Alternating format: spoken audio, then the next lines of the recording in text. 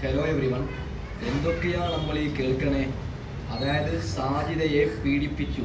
ആരാണ് പീഡിപ്പിച്ചത്? ഷെരീഫിന്റെ അച്ഛനും ഷെരീഫും കൂടി സാജിദയെ പീഡിപ്പിച്ചു എന്ന കള്ളക്കേസ് സാജിദ കൊടുക്കുകയാണ്. അപ്പോൾ എന്തൊക്കെയാണ് കേസ്? ആദ്യം കേസ് കൊടുത്തത് ഷെരീഫാണ്. ഓക്കെ, സാജിദ എൻ്റെ വീട്ടിലേക്ക് വന്നു എന്തൊക്കെയോ കലഹങ്ങൾ ഉണ്ടാക്കിയെന്ന് ആദ്യം കേസ് കൊടുത്തത് ഷെരീഫാണ്. അതിനുശേഷമാണ് സാജിദ കേസ് കൊടുക്കുന്നത്. ഷെരീഫും ഷെരീഫിന്റെ അച്ഛനും എന്നെ പീഡിപ്പിച്ചു എന്ന് പറഞ്ഞു. അപ്പോൾ ഈ കാര്യങ്ങളെ കുറിച്ച് ഷെരീഫ് പറയുന്നുണ്ട്. ആ കാര്യങ്ങൾ സൈഡിൽ വെച്ചുകൊണ്ട് നമുക്ക് ചെറിയ രീതിയിൽ റിയാക്ട് ചെയ്ത് സാജിദക്ക് നല്ല രീതിയിൽ ചുട്ട മറുപടി കൊടുക്കാം. ഓക്കെ, ഇന്നലെ നീ വൈഫിനെ എല്ലാം വിളിപ്പിച്ചിരുന്നു. അവര് ഡീറ്റെയിൽസ് ആയിട്ട് എല്ലാ വീഡിയോസും ഇരുന്ന് ഫുള്ള് ചെക്ക് ചെയ്തു. എന്നിട്ട് അതിന് വേണ്ടത് എന്തൊക്കെയാണോ അതിന്റെ ഒക്കെ വകുപ്പ് ചാർത്തിയിട്ട് ഇന്നലെ FIR ഒക്കെ ഇട്ട് എല്ലാം ക്ലീൻ ആക്കിയിട്ടുണ്ട്. പിന്നെ വരും ദിവസങ്ങളിൽ അതിന്റെ അപ്ഡേഷൻ ഞാൻ പതുക്കെ അറിയിക്കണ്ട്. ഇന്നലെ ഇവിടെ സാജിദ ചെയ്യുന്ന തെറ്റ് ഷെരീഫ് ചൂണ്ടിക്കാണിച്ചത് കൊണ്ട് സാജിദ ഷെരീഫിന്റെ വീട്ടിൽ പോവുകയും അവിടെ കലഹമുണ്ടാവുകയും ചെയ്തു. അതിനെക്കുറിച്ച് ഷെരീഫ് കേസ് കൊടുക്കുകയും നിലവിൽ സാജിദക്ക് FIR ഇടുകയുമാണ് ചെയ്തത്. ഓക്കെ, ബാക്കി കൂടി കേട്ടുന്നതാണ്. അപ്പൊ അവിടെ നടന്നത് ഫുള്ള് അറിയിക്കാൻ പറ്റൂല. കാരണം ഇതിപ്പോ എന്റെ മാത്രല്ലല്ലോ, വേറെ ഇതിന്റെ മുമ്പ് കുറെ പ്രശ്നങ്ങൾ ഉണ്ടായതല്ലേ. ഇവൾക്കിപ്പോ ഇത് സ്ഥിരം തൊഴിലാണ്. അപ്പൊ ഞാൻ അതിനെ കുറിച്ചിട്ടും എന്റെ വീഡിയോസ് എന്ത് വീഡിയോ ചെയ്തപ്പോഴാണ് ഇവിടെ ഇഷ്യൂ ഉണ്ടായത് എന്നുള്ളപ്പോ ഞാൻ എന്റെ വീഡിയോസ് മുഴുവൻ ഇരുന്ന് കാണിച്ചു കൊടുത്തു. പിന്നെ അവളുടെ ഉമ്മാനെ കുറിച്ചിട്ട് പറയുന്നത് കേട്ടിട്ട് അവരെന്നെ പറയാ, അയ്യോ എന്താപ്പത്. നോക്കൂ, നിങ്ങൾ പോലീസ് തന്നെ ഷെരീഫിനോട് പറയുവാണത്രേ സാജിദ എന്തൊക്കെയാണ് ഈ പറയുന്നത് സ്വന്തം ഉമ്മാനെ കുറിച്ച്. ഒരൊറ്റ കാര്യം പറയുകയാണ്, സാജിദ സ്വന്തം ഉമ്മാനെ കുറിച്ച് എന്തൊക്കെയോ വൃത്തികേട് പറയുമ്പോൾ സാധാരണക്കാരായ പ്രേക്ഷകർ കമന്റ് ഇട്ടാണ് പ്രതിഷേധം അറിയിച്ചത്. ഞങ്ങളെപ്പോലെയുള്ള യൂട്യൂബർ ഇങ്ങനെ പറഞ്ഞാണ് സാജിദയോട് പറഞ്ഞത്. അങ്ങനെ ചെയ്യേണ്ട സാജിദ, അത് തെറ്റാണ് സാജിദ. അങ്ങനെ പറയുമ്പോൾ നമ്മുടെ വീട്ടിൽ കയറി കലഹമുണ്ടാക്കുന്നത് ശരിയാണോ? ഇപ്പൊ ഞാൻ എന്തൊക്കെയോ വൃത്തികേട് യൂട്യൂബിൽ വിളിച്ച് പറയുന്നു, നിങ്ങൾ അത് തെറ്റാണെന്ന് ചൂണ്ടിക്കാണിക്കുമ്പോൾ ഞാൻ നിങ്ങളുടെ വീട്ടിൽ വന്ന് കലഹമുണ്ടാക്കുന്നത് ശരിയാണോ? നിങ്ങൾ പറയൂ. അതിനാണ് ഇവിടെ ഷെരീഫ് കേസ് കൊടുത്തത്. ഓക്കെ, ബാക്കി കൂടി കേട്ട് നോക്കാം. അപ്പൊ ഞാൻ പറഞ്ഞത് അതാ പറയുന്നത്, ഒരു മാതാവിനെ കുറിച്ചിട്ടാണ് ഈ പറയുന്നതും ചെയ്യുന്നതൊക്കെ. അതിനെ കുറിച്ചൊരു പൗരൻ എന്ന നിലക്കാണ് ഞാന് പിന്നെ ഇതിന് റിയാക്ട് ചെയ്തത്. അതിനെ കുറിച്ചിട്ടൊരു സാധാരണ പൗരൻ എന്ന നിലക്കാണ് ഞാൻ അതിനെ എതിർത്ത് എന്റെ ഒരു അഭിപ്രായം എന്നുള്ള രൂപത്തിൽ എന്റെ ചാനലിൽ ഞാൻ ഇട്ടത്. എന്തൊരു ക്ലിയർ ആണ് ഷെരീഫ് പറയുന്നത്. ഇവിടെ ഞാൻ കലഹമുണ്ടാക്കുന്നെങ്കിൽ അതിനെ ചൂണ്ടിക്കാണിക്കാൻ നിങ്ങൾക്ക് എല്ലാവർക്കും അധികാരമുണ്ട്. നിങ്ങൾ കമന്റ് ഇട്ട് നീ പറയുന്നത് തെറ്റെന്ന് പറഞ്ഞാൽ ആ കമന്റ് ഡിലീറ്റ് ചെയ്യാതെ വെക്കുന്ന അധികാരം എനിക്കുണ്ട്. കാരണം എന്റെ തെറ്റ് ചൂണ്ടിക്കാണിക്കാനുള്ള അധികാരം നിങ്ങൾക്കുണ്ട്. ഇവിടെ സാജിദ എന്തൊക്കെയോ വൃത്തികേട് ഒരു തവണയല്ല പറഞ്ഞത്, 3 മാസമായി എന്തൊക്കെയോ വൃത്തികേട് പറയാൻ തുടങ്ങിയിട്ട്. ആദ്യം എതിർത്തത് കൈസാണ്. കൈദിന്റെ ഫാമിലി കൈദിനോട് പറഞ്ഞു, മോനെ മതി നിർത്തുന്നത്. ഇവിടെ ഷെരീഫാണ് രണ്ടാമത് എതിർത്തത്. അതിനുശേഷമാണ് ഞങ്ങളെപ്പോലുള്ള യൂട്യൂബേഴ്സ് എല്ലാവരും എതിർത്തത്. ഷെരീഫ് പറയുകയാണ്, ഞാൻ വിടൂല ഈ കേസ്. പിന്നെ എനിക്കെതിരെയുള്ള കേസ് അത് വമ്പൻ കോമഡിയാ.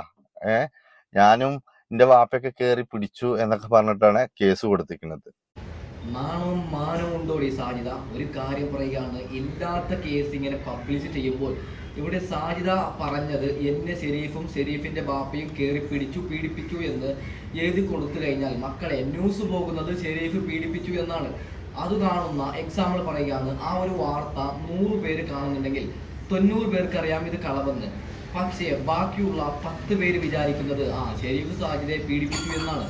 അപ്പോൾ സാജിദയോട് പറയാനുള്ളത്, ഇങ്ങനെ കള്ളം പറയാതെ ഉള്ളത് പറയണം. ഞാൻ എൻ്റെ ഉമ്മാനെ കുറിച്ച് തെറി വിളിച്ചു, അതിന് ഷെരീഫ് അത് തെറ്റെന്ന് പറഞ്ഞു, അതിന് ഞാൻ അവൻ്റെ വീട്ടിൽ പോയി, അതിനാണ് അവൻ കേസ് കൊടുത്തത്. പിന്നെ എന്നെ റിയാക്ട് ചെയ്തതിനാണ് ഞാൻ കേസ് കൊടുത്തതെന്ന് ഓപ്പണായി പറയണം സാജിദ. എന്തിനാണ് ഇല്ലാത്ത കാര്യങ്ങൾ പറയുന്നത്? ഓക്കെ, ബാക്കി കൂടി കിട്ടുന്നതാണ്. നിങ്ങൾ ആ വീഡിയോയില് ഏതൊട്ട് സെറ്റ് വരെ കണ്ടതല്ലേ.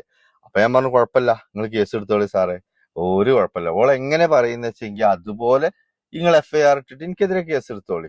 ഒന്നും തെളിവില്ലാതെ ആരും കൊണ്ടായിട്ട് നമ്മളെ തൂക്കിക്കൊല്ലൊന്നുമില്ലല്ലോ. മോനെ ഷെരീഫെ, ചെറിയൊരു പ്രശ്നമുണ്ട്. നീ പറയുന്നുണ്ടല്ലോ തെളിവ് ഉണ്ടെങ്കിലല്ലേ ഞങ്ങളെ തൂക്കിക്കൊല്ലാൻ പറ്റും, അല്ലെങ്കിൽ ഞങ്ങൾക്ക് ശിക്ഷ കിട്ടും. ഇവിടെ പ്രശ്നം മോനെ ഷെരീഫെ, അതായത് എന്നെ പീഡിപ്പിച്ചു എന്ന്, അതായത് സാജിദയെ ഷെരീഫ് പീഡിപ്പിച്ചു എന്ന് വാർത്ത വരുമ്പോൾ അത് സാധാരണക്കാരായ പ്രേക്ഷകരിലേക്ക് എത്തുമ്പോൾ 1% പ്രേക്ഷകർ വിചാരിക്കുന്നത് ഷെരീഫ് സാജിദയെ പീഡിപ്പിച്ചു, ശരിയാണ്. നമുക്കൊക്കെ അറിയാം, ചോറ് കഴിക്കുന്ന സാജിദ റിലേറ്റഡായി അറിയുന്ന എല്ലാവർക്കും അറിയാം അതൊരു ഫേക്ക് ആണെന്ന്. പക്ഷേ സാജിദയെ അറിയാത്ത ചിലർ വിചാരിക്കുന്നത് ഷെരീഫ് പീഡിപ്പിച്ചു എന്നാണ്. അപ്പോൾ അത്തരത്തിലുള്ള വാർത്ത കൊടുക്കുന്നത് തന്നെ തെറ്റാണ്. ഓക്കെ, ബാക്കി കൂടി കേൾക്കാം. എല്ലാരും കണ്ടു കാണും, തൊട്ട് സെറ്റ് വരെ. മാക്സിമം ഞാനൊന്ന് കൊടുക്കണം അല്ലെങ്കിൽ എന്തെങ്കിലും ചെയ്യണം എന്ന് വിചാരിച്ചിട്ട് കൊറേ അവിടെ കടന്ന് കഥകളി കളിച്ചു നോക്കി. ഞാനും തന്നെ ഒക്കെയാണ് കഴിയട്ടെ എന്ന് വിചാരിച്ചിട്ട്. അതാ പറയുന്നത്, ചില സ്ഥലങ്ങളിൽ നമ്മൾ ബുദ്ധി ഉപയോഗിക്കണം എന്ന് പറയില്ലേ. സംഭവം സാജിദ ഷെരീഫിന്റെ വീട്ടിൽ പോയി ഏകദേശം 1 മണിക്കൂർ അവിടെ ഇരുന്ന് തെറി വിളിച്ചു എന്നാണ് എനിക്കറിയാൻ പറ്റുന്നത്. അതായത് ഷെരീഫിനെ ഒന്ന് അടിച്ചെങ്കിൽ ഒന്ന് പോടി എന്ന് പറഞ്ഞ് ആർക്കായാലും ദേഷ്യം വരൂല. 1 മണിക്കൂർ എന്തൊക്കെയോ കഥാപ്രസംഗം, നീ പുല്യാടി മോനെ അങ്ങനെയൊക്കെ വൃത്തികേട് പറയുമ്പോൾ. അപ്പോൾ ഷെരീഫ് അടിക്കാൻ വേണ്ടി സാജിദ 1 മണിക്കൂറോളം അവിടെ തെറി വിളിച്ചു എന്നാണ് എനിക്ക് കിട്ടുന്ന വാർത്ത. അപ്പോൾ ഷെരീഫ് ഒന്ന് അടിച്ചിരുന്നെങ്കിൽ എന്താവും കേസ്? ഷെരീഫിന് ബുദ്ധിയുണ്ട്, ഷെരീഫ് എല്ലാം കേട്ട് നിന്നാണ് കേസ് കൊടുത്തത്. ഓക്കെ, ബാക്കി കൂടി കേട്ടുന്നത്. അതന്നെ ഉണ്ടായി. ആ ബുദ്ധി അവിടെ ഉപയോഗിച്ചുകൊണ്ട് എന്തായി അറിയോ, എനിക്ക് ഒരു കുഴപ്പമില്ല. ഇനിയിപ്പോ എന്റെ പേരിൽ എന്ത് കേസ് കൊടുത്താലും ശരി, ഞാൻ എപ്പോ ഗൾഫിക്ക് പോകണം, എപ്പോ ഗൾഫിക്ക് വരണം എന്ന് ഞാൻ തീരുമാനിക്കും. ചെറിയൊരു പ്രശ്നമുണ്ട്. അതായത് പീഡന കേസിൽ നിന്നെ അറസ്റ്റ് ചെയ്യുകയാണെങ്കിൽ അതായത് അത് പിന്നെ കോടതിക്ക് എത്തും, നീ തെറ്റ് ചെയ്തിട്ടില്ല എന്ന് തെളിയണം മോനെ ഷെരീഫെ. അപ്പോൾ സാജിദ എന്ന് പറയുന്ന രാക്ഷസി പറയുന്നത് തെറ്റ് തന്നെയാണ്, എല്ലാവർക്കും അറിയും. ഇത്തരത്തിലുള്ള കേസ് നമുക്ക് ആയിക്കഴിഞ്ഞാൽ അതിനെ ഡീലാക്കാൻ നല്ലോണം പാടാണ് ഷെരീഫെ. അത് കള്ളക്കേസ് നമുക്ക് എല്ലാവർക്കും അറിയും, പക്ഷേ അത് കോടതിക്ക് തെളിയണം. എന്തൊക്കെയോ പണിയുണ്ട് മോനെ ഷെരീഫെ. ഓക്കെ, ബാക്കി കൂടി കേൾക്കുന്നത്. അത് അങ്ങനെ നടക്കും. അല്ലാതെ ഓളൊരു കേസ് കൊടുത്തോണ്ടൊന്നും എന്റെ പോക്ക് തടയാൻ കഴിയൂല. പോക്ക് തടയാൻ കഴിയും എങ്ങനെ അറിയോ, നമ്മൾ സ്ഥിരം കേസിന് ഹാജരാവണില്ല, അങ്ങനെയൊക്കെ ഉണ്ടാകുമ്പോ ഇത് ഇങ്ങനെ 4 മണിക്കൂർ റൺ ചെയ്ത് അവിടെ എത്തും. അപ്പോ അത് കുഴപ്പമില്ല സാറേ, അത് ഞാൻ എപ്പോ വേണേലും കേസിന് ഹാജരാകാം. കാരണം നമ്മൾ സ്വന്തമായിട്ടുള്ള പരിപാടിയാ, ഒരു അറബിയുടെ കീഴിൽ നിന്നിട്ടുള്ള പരിപാടിയൊന്നുമില്ല. അതുകൊണ്ട് എനിക്കതൊരു വിഷയമല്ല. ഇപ്പോ എനിക്കെതിരെ ഒരു പെൺകുട്ടി വെറുതെ ഞാൻ പീഡിപ്പിച്ചു എന്ന് പറഞ്ഞ് കേസ് കൊടുത്തു കഴിഞ്ഞാൽ മക്കളെ, എനിക്ക് ഇങ്ങനെ ദുബായിലേക്ക് പോകാനൊന്നും പറ്റൂല. കാരണം കേസ് ഉണ്ട്. ഞാൻ ദുബായിലേക്ക് പോയി തിരിച്ചു വന്നില്ലെങ്കിലോ അപ്പോൾ സാജിദ പറയും ഷെരീഫ് എന്നെ പീഡിപ്പിച്ചത് കൊണ്ടാണ് ഷെരീഫ് ദുബായിലേക്ക് പോയത്. അതുകൊണ്ട് കുറച്ച് പണിയാവും ദുബായിലേക്ക് പോകാനെന്നാണ് എനിക്ക് തോന്നുന്നത്. ഓക്കെ, ബാക്കി കൂടി വരുന്നത്. പിന്നെ അതിന്റെ വൈഫിന്റെ മാത്രം കേട്ടോ ഇന്നലത്തേത്. പിന്നെ വാപ്പാടെ ഉണ്ട്, ഉമ്മാടെ ഉണ്ട്, ഒക്കെ ഉണ്ട്. കാരണം വാപ്പ വേറെ ഇത് കൊടുത്തുകൊണ്ട് എന്താ വെച്ചിട്ടുണ്ടെങ്കിൽ പിന്നെ വീട്ടിൽ കയറിന്റെ അതിന്റെ വാപ്പാടെ വീടാണല്ലോ, അപ്പൊ വാപ്പാക്ക് അതിന് റൈറ്റ്സിന്റെ വാപ്പ അത് കൊടുത്തിട്ടുണ്ട്. അതായത് ഷെരീഫിന്റെ ബാപ്പയും സാജിദക്കെതിരെ കേസ് കൊടുത്തിട്ടുണ്ട് എന്നാണ് ഇവിടെ ഷെരീഫ് പറയുന്നത്. കാരണം ബാപ്പയുടെ വീട്ടിൽ വന്നാണ് സാജിദ 1 മണിക്കൂറോളം കലഹമുണ്ടാക്കിയത്. പൊന്നാര മോളെ സാജിദ ഒരു കാര്യം കൂടി ഏറ്റവും അവസാനം പൊന്നാര ഷെരീഫിനോട് പറയുകയാണ്, നിങ്ങൾ രണ്ടുപേരും പറ്റുന്നുണ്ടെങ്കിൽ സംസാരത്തിൽ പ്രശ്നം ഒഴിവാക്കി സാജിദയോട് പറയാനുള്ളത് ഒരിക്കലും ഇത്തരത്തിൽ വൃത്തികേട് നീ പറയാൻ പാടില്ല. കേസിലും അതിനൊന്നും പോകുന്നതിനേക്കാൾ നല്ലത് ഈ പ്രശ്നങ്ങളൊക്കെ ഇരുന്ന് സംസാരിച്ചതിന് ശേഷം സാജിദ ഒരിക്കലും ഇനി വൃത്തികേട് പറയാൻ പാടില്ല എന്നാണ് ഞാൻ പറയുന്നത്. ഓക്കെ, ബാക്കിയും കൂടി കേൾക്കുന്നത്.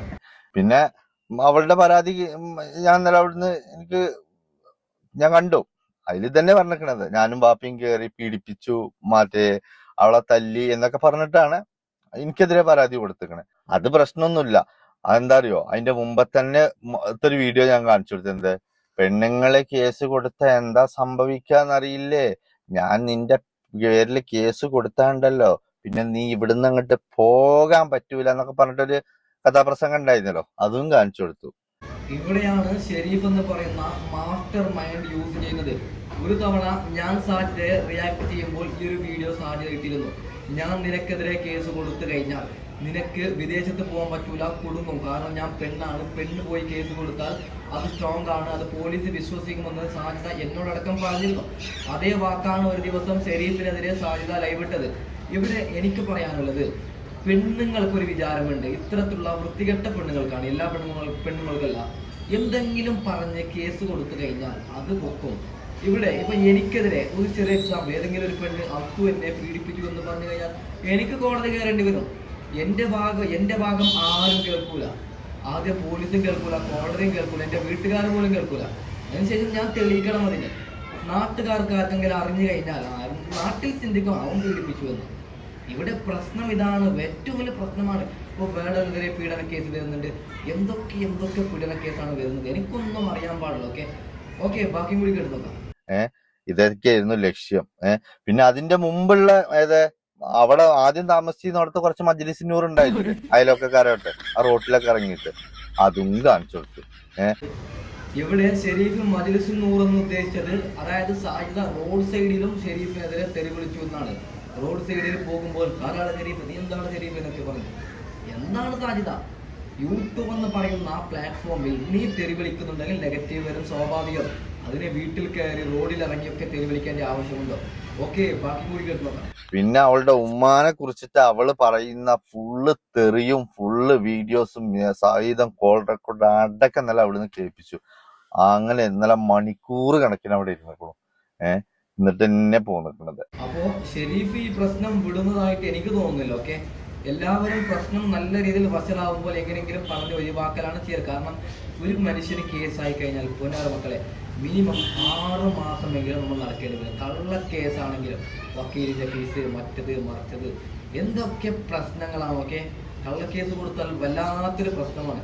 ഓക്കെ, ഷെരീഫ് പറയുന്ന ഏറ്റവും അവസാനത്തെ ഭാഗം കേട്ടുകൊണ്ട് നമുക്ക് ഈ വീഡിയോ വൈൻഡ് ചെയ്യാം. ഓക്കെ, അതാ പറയുന്നത്, ഇത് അതിന്റെ കാര്യങ്ങളൊക്കെ അതിന്റെ വഴിക്ക് അങ്ങനെ ഭംഗിയായി നടക്കുന്നുണ്ട്.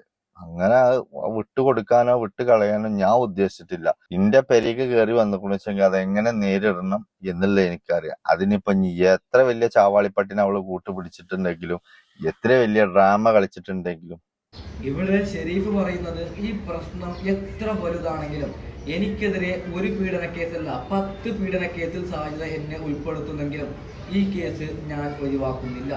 നിയമപരമായി സാജിദക്ക് എന്ന് ശിക്ഷ കിട്ടും അന്നേ ഞാൻ ഈ ഒരു പ്രശ്നത്തിൽ നിന്ന് ഒഴിവാകുമെന്നാണ് ഷെരീഫ് പറയുന്നത്. അത് ആർക്കായാലും ഒരു ചൊടി ഉണ്ടാവുമല്ലോ. ചൊടി എന്ന് പറഞ്ഞാൽ ഒരു നിങ്ങൾ നോക്കൂ, സ്വന്തം വീട്ടിലേക്ക് സ്വന്തം വൈഫിന്റെ മുന്നിൽ വന്ന് 1 മണിക്കൂർ തെറി വിളിച്ചാൽ ആർക്കെങ്കിലും സഹിക്കും. അതുകൊണ്ടാണ് ഷെരീഫ് ഈ ഒരു കേസ് നല്ല രീതിയിൽ സ്ട്രോങ് ആയി എടുത്തത്. അപ്പോൾ ഏതായാലും ഞാൻ ഇവിടെ വൈൻഡപ്പ് ചെയ്യുകയാണെങ്കിൽ ഈ കേസിനെ കുറിച്ച് എന്തെങ്കിലും അപ്ഡേറ്റ് കിട്ടുകയാണെങ്കിൽ ഞാൻ നിങ്ങൾക്ക് അറിയിക്കാം. ഓക്കെ, അപ്പോൾ വൈൻഡപ്പ് ചെയ്യുന്നു. Okay, by.